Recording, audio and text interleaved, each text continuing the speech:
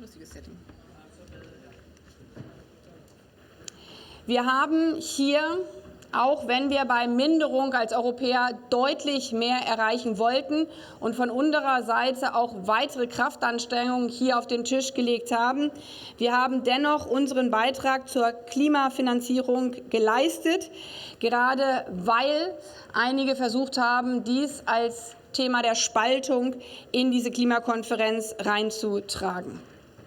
Wir haben selber deutlich gemacht, dass es mehr braucht. Aber die Welt besteht halt nicht aus dem, was man sich wünscht, sondern was man wirklich dann auch bereitstellen kann.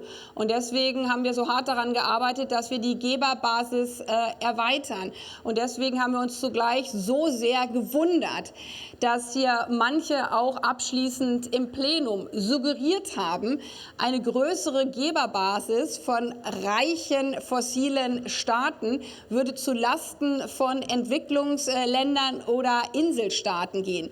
Mich hat das mehr als befremdet. Einer der Vorwürfe, den wir hier gehört haben, gerade von den kleinen Staaten war, wir wurden hier in dieser Hektik wieder nicht stark genug eingebunden. Wir haben das versucht, als Europäer ein bisschen auszugleichen, aber das gilt eben auch, die Phasen davor noch intensiver dafür zu nutzen, gerade mit kleineren Ländern intensiv im Gespräch zu sein. Wir wollen das gerne wieder als Bundesrepublik eine Bühne dafür ebnen, auch wenn wir jetzt im Frühjahr bei uns bekanntermaßen Bundestagswahlen haben werden.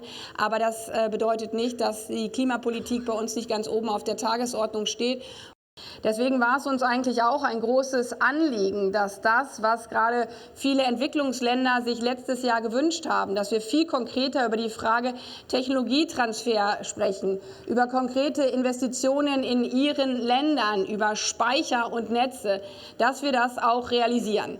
Leider, wie gesagt, waren dazu nicht alle bereit, aber wir werden trotzdem unsere Zusammenarbeit im ganz Konkreten, in der grünen Transformation, die sich für alle auszahlt, auch für die wirtschaftliche Entwicklung in anderen Regionen, daran als Europäer weiter intensiv arbeiten.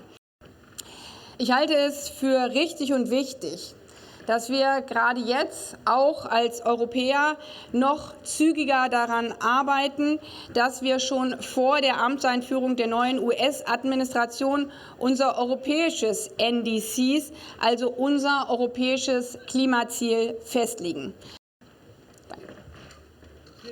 Danke.